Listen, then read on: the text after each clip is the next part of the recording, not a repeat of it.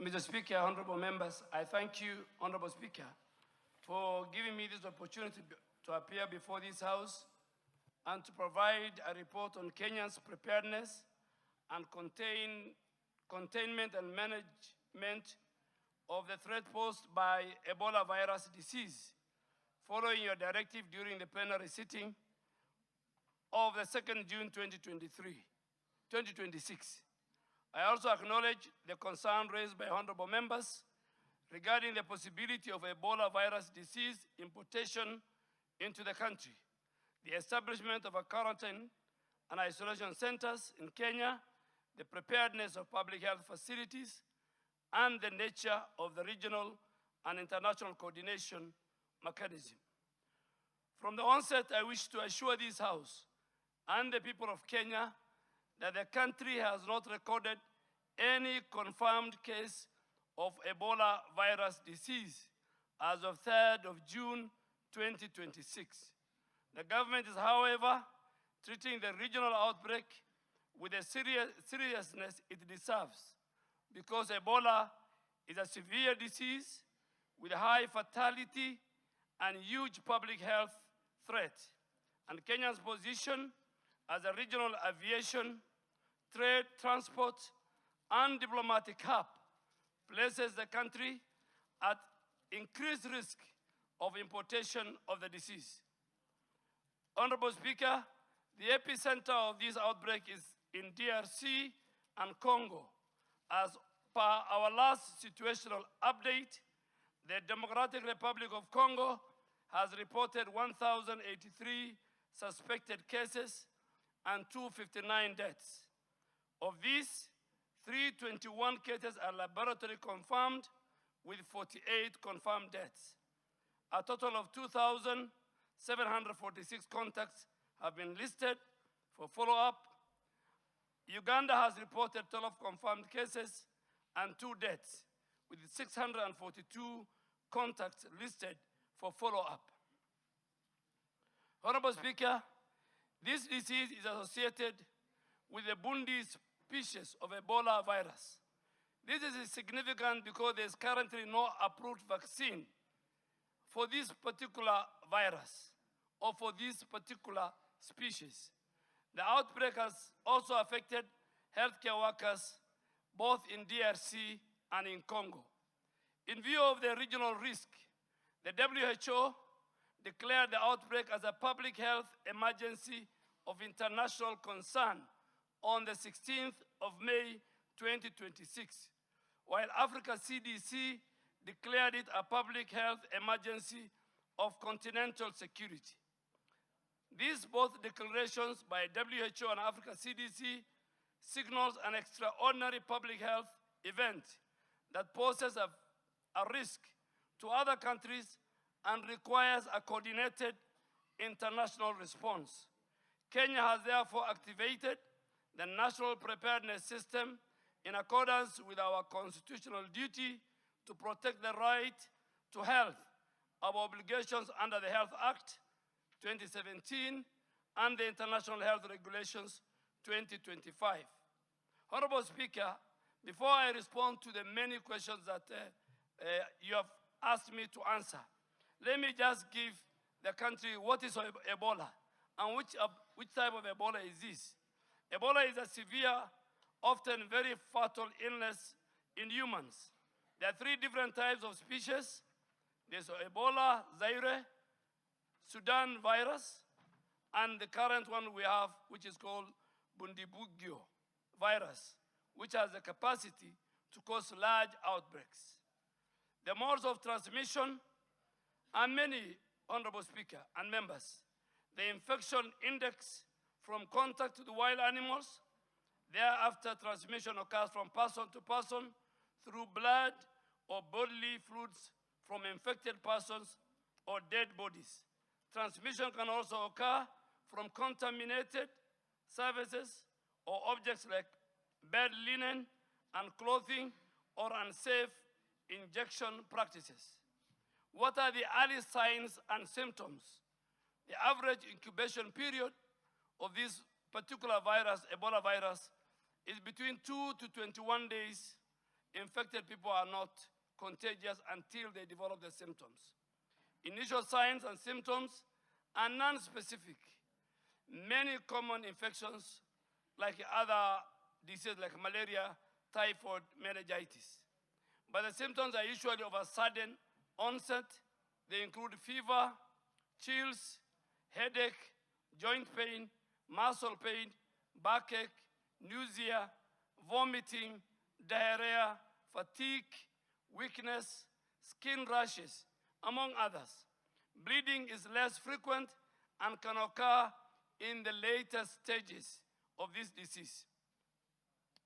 Who is at risk of infection? Travelers to the affected countries like DRC and Uganda, contacts of travelers from the affected region, family members of the Ebola virus diseases, healthcare workers taking care of the patients with Ebola, or people handling bodies of Ebola victims. How do we prevent Ebola? Early identification and prompt referral and isolation of the suspected cases. Basic universal precautions of hand hygiene and gloving in health setups during the routine work. Wearing of the full personal protective equipment when handling cases or suspected or confirmed Ebola. And finally, to avoid contact with the bodily fluids of suspected cases. Honorable Speaker, allow me now to address the questions that appeared on the letter you addressed, and the first one was the measures by the government to manage and contain the threat of Ebola. Honorable Speaker and members, the government has activated a whole government preparedness and response framework led by the Ministry of Health through the Kenya National Public Health Institute. The National Ebola Incident Management System was activated on the 20th of May 2026 in order to provide a unified central command, coordination, and decision-making. This structure is supported both at the national and county public health emergency operation centers, which remain on high alert mode. 2, under this arrangement, we have also strengthened our surveillance of health facilities within our communities and the points of entry. We have issued advisories to all the 47 counties covering Ebola case definitions, infections prevention, control reporting protocols, guidance on isolation, sample referral, contact tracing, among others. Our rapid response teams, Honorable Speaker, have been placed on standby for deployment where alerts are reported. Government has also enhanced screening at our 26 official points of entry, including our international airports, land border crossings. As of yesterday, 2nd June 2026, 71,243 travelers have been screened cumulatively, including the 2,506 travelers who were screened in the last 24 hours. Screening focuses particularly on travelers from the affected countries and high-risk travel routes. To date, Honorable Speaker, the national surveillance system has captured and investigated 22 suspected alerts from across the country. All of them have tested negative. These alerts were reported from Nairobi, Kiambu, Uasin Gishu, Nyeri, Nakuru, Nyamira, West Pokot, Kisumu, and Bungoma. In the last 24 hours, 3 alerts from Nairobi, Uasin Gishu, and Bungoma were investigated, and they were confirmed negative. Honorable Speaker, the Ministry has also operationalized the public communication mechanism, including the national number, toll number 719, which is our public health hotline, to facilitate communities to report, to do public inquiry, and to give health advisory. Public messaging is being disseminated through the national and the county channels in order to educate the public on the risk factors. Honorable Speaker, the second area you told me to address through the letter from Parliament was the preparedness of the public health facilities, the isolation units, the medical facilities, and trained personnel. Honorable Speaker, the House specifically requested a report on the level of preparedness of public health facilities, including isolation units, medical facilities, and trained personnel. And I want to confirm that the Ministry of Health has undertaken facility readiness assessment and continue to strengthen capacity at the national referral facilities and in counties considered at high risk. At the national level, Kenyatta National Hospital has prepared an 8-bed isolation and treatment unit and completed a dry run of how the index case will be handled. The facility has a separate waste management system to support the safe handling of infectious waste. The National Police Service Hospital has been assessed and has 49 beds ready for activation as part of the surge isolation capacity. At the county level, 29 counties have identified designated isolation and treatment sites. The Ministry of Health, the Kenya National Public Health Institute, and relevant regulatory agencies are undertaking on-site verification, quality assurance, spot checks to confirm that these facilities meet the required standard for infection prevention, control, patient flow, waste management, staff protection, and emergency referral. Honorable Speaker and members, these facilities are part of Kenya's national public health preparation architecture. They are not established for exclusive benefit of foreign nationals, foreign governments, or any special category of persons. They are intended to protect all persons within the territory of Kenya, including Kenyan citizens, residents, refugees, visitors visiting our country, diplomats, expatriates, and any other person who may require isolation, testing, or treatment based on the medical need and public health risk. This position is consistent with the Constitution, the Health Act of 2017, the Public Health Act, and the International Health Regulation 2005. If any person is identified within Kenya as a suspected or confirmed Ebola case, the correct public health response is to safely isolate, test, treat, and trace contacts within the jurisdiction where the risk is detected.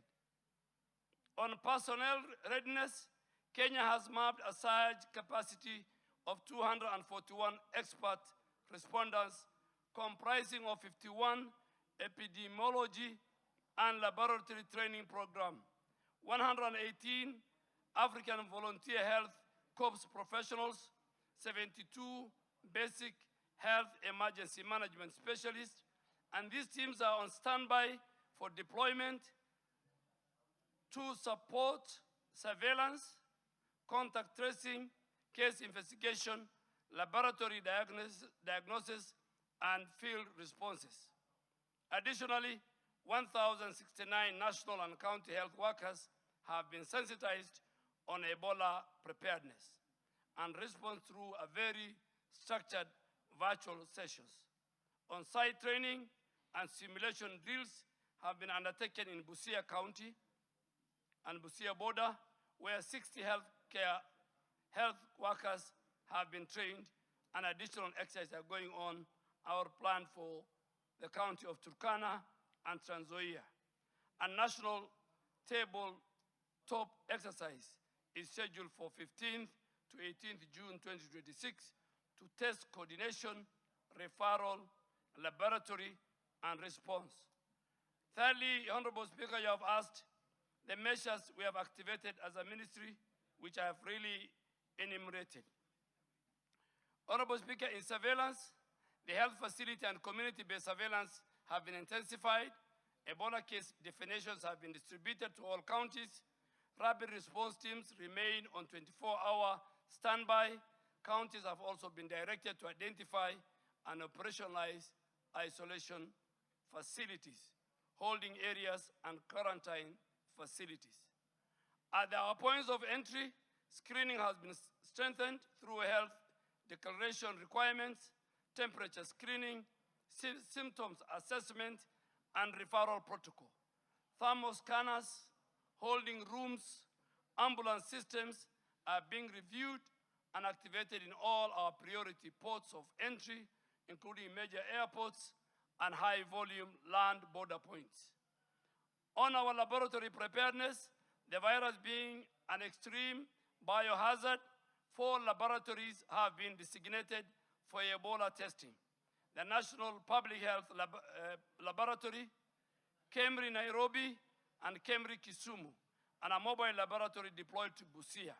These laboratories are equipped for molecular diagnosis with a mobile laboratory positioned to reduce the turnaround time in the border region. However, Honorable Speaker, I wish to be very candid with this House. While laboratory capacity is strong, the current stocks of specialized test kits, reagents, personnel protective equipment, which are estimated to support only approximately the first 200 suspects, are in place now. And this is why additional emergency financing and partner support are required to build a more adequate testing capacity. In infection prevention and control, the World Health Organization has provided 1,000 Ebola PPE kits, which are available in the country and being prepositioned to support preparedness activity. Initial preposition is focused on strategic sites, including Kenyatta National Hospital, Kenyatta University Teaching, Referral and Research Hospital, Mombasa, MTRH in Eldoret, Turkana, and other high-risk points of entry. Honorable Speaker, the 4th item was on regional cooperation, coordination with our neighbors, foreign governments, and international health agencies. Honorable Speaker, the House requested a report on that. Kenya is working closely with all the affected and neighboring countries, regional institutions, international partners, because Ebola is not a national problem. It's a regional, it's a global security, it's a global public health security threat. The ministry is engaging in cross-border coordination with our sister country, Uganda, with a particular focus on sharing surveillance information, traveler screening, case notification, contact tracing, laboratory referral, and rapid response readiness.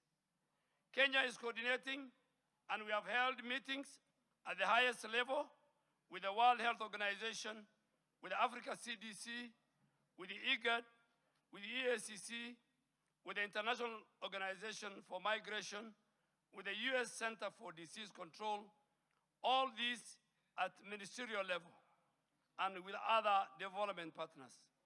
This cooperation is focused on surveillance, on laboratory support, on simulation exercise, on technical guidance, training, risk communication, logistics, and partner resource mobilization. And I wish to emphasize, Honorable Speaker, that international cooperation does not mean surrender of our national authority and sovereignty. All public health decisions within Kenya remain under the authority of the government of Kenya. International partners provide technical assistance, commodities, financing, training, and logistical support. Regarding the recent media reports alleging that Kenya has entered into an agreement with the United States of government to establish a quarantine facility for US citizens or foreign nationals, I wish to state it clearly that Kenya and the US government signed a cooperation agreement signed an agreement on cooperation in threat reduction, biological and infectious diseases engagement program on the 24th July 2015 during the state visit of our President and President Barack Obama. President Uhuru and President Barack Obama. The agreements were therefore approved by the cabinet then in April of 2016 and subsequently introduced in this House in Parliament, laid on the table of the House on the 19th of July 2016. Upon undergoing parliamentary procedures and public participation and the House process, the House approved the ratification of the agreement on the 9th of February 2017. This agreement subsequently entered into force on 6th of April 2017 and has a validity of 5 years.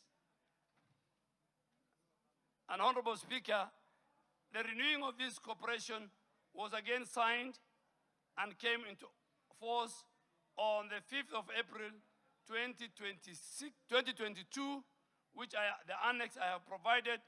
The extended agreement has a validity period of 7 years and is valid to the 5th of April 2029.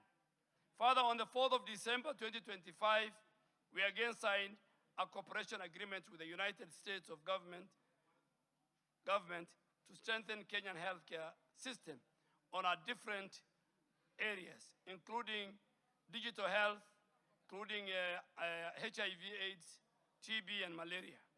Over the last 23 years, Honorable Speaker, the government and the people of the United States, through the U.S. government health program, has provided close to $8 billion, equivalent to slightly over 1 trillion Kenya shillings in support of the Kenyan health sector. This investment has significantly strengthened our national response to HIV, TB, malaria, maternal newborn, and global health security. The government of Kenya deeply appreciates this long-standing partnership and remains committed to ensuring that the gains made are sustained through the increased domestic investment, strengthened institutions, and successful implementation of the Kenya-US Health Cooperation Framework, which provides a pathway towards greater country ownership and sustainability of our health program. Honorable Speaker, the proposed Ebola treatment and isolation unit at Laikipia Air Base is part of the 23 similar units to be established in the country as part of our preparedness and response. This facility will jointly be run by the government of Kenya and the US government under the command of the Air Force Commander, the base commander, and the entire medical team of the Kenya Defense Forces, working together with the Ministry of Health. This proposed facility reaffirms Kenya's position as a medical hub in the East Africa region with the capacity to offer specialized care for complex infectious diseases like Ebola. I must also inform the House that aspects of the matter relating to the alleged international health agreements and containment arrangements are now before court. Accordingly, and in keeping with the doctrine of sub judice and standing orders of this House, I will avoid discussing the merits of any active litigation. But I will, however, continue to provide this House with the government's public health position and preparedness status. Honorable Speaker, you also asked about the establishment and accessibility of the Ebola disease control and isolation centers. Honorable Speaker, the House asked whether Ebola disease control and isolation centers have been established in the country. And I want to say this. I hasten to add that there is a significant presence of Kenyans in the affected regions of both DRC and Uganda. Many Kenyans work in Uganda and do business, both in Uganda and DRC.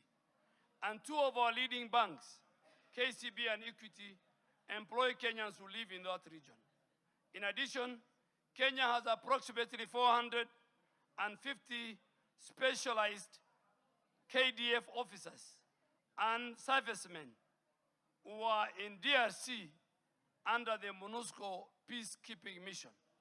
Any of these Kenyans could be exposed and could require a quarantine and isolation facility back home in Kenya. The government has established and designated isolation and treatment capacity as part of our national preparedness. These include, I said, our national referral facilities, our county designated sites, temporary holding areas for points of entry, county isolation facilities. These facilities are being progressively verified for quality, for safety, and for readiness. And I want to reiterate that all such facilities are established for the protection of the people of Kenya and all persons within the Kenyan borders. They are not only foreign facilities, they are not for foreign facilities, they are not exclusive facilities, they are not facilities reserved for any nationality, they are public health assets established and coordinated under the authority of the government of Kenya. In the event of a suspected case, the response will be guided by medical triage, exposure risk, clinical need, and public health protocols. A Kenyan citizen, a foreign national, a refugee, a diplomat, an expatriate, or a traveler will be managed according to the same public health principles: safe isolation, testing, clinical care, contact tracing, prevention of further transmission. Our objective as government is to protect communities, to protect healthcare workers, and the country. When a case is detected, the safest place to manage it is within a properly equipped isolation and treatment facility under the controlled conditions. Finally, Honorable Speaker, you have told me to give guidance on the public health guidance.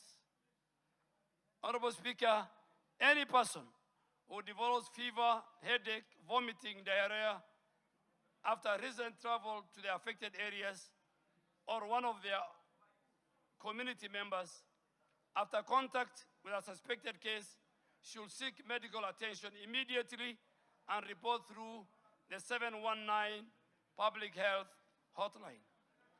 Honorable Speaker, our readiness assessment gaps and resource requirements are all provided in this document, and I think I have provided the agreements, the documents, but just to conclude so that I take questions from members, Honorable Speaker and members, it's very important, you play a very important role in the public health protection of our country. Misinformation during disease outbreaks can cause panic, can cause stigma, can delay health seeking and resistance to public health measures. I therefore request members of this House to support the Ministry of Health by amplifying accurate information, encouraging early health seeking behavior, supporting screening at border points of entry, and urging the public to use the official 719 hotline. Honorable Speaker, I want to repeat for emphasis, Kenya has no confirmed case of Ebola virus disease. Our surveillance systems are active. Our laboratories are functional. Our points of entry are screening travelers. Our rapid response teams are on standby. Our health workers are being trained. Our isolation facilities are being verified and strengthened. And the government of Kenya remains fully in control of the preparedness and the response architecture. Our approach is guided by science, the law, the national interest, the public health protection, and the international obligation that as a country we have. We will continue to act transparently, we'll continue to act decisively, We will continue to respond responsibly in order to protect Kenyans and all persons within our borders. I thank you, Honorable Speaker, and I'm ready to respond to any questions from the honorable members.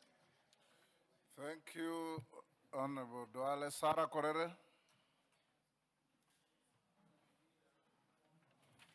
Thank you, Speaker. Speaker,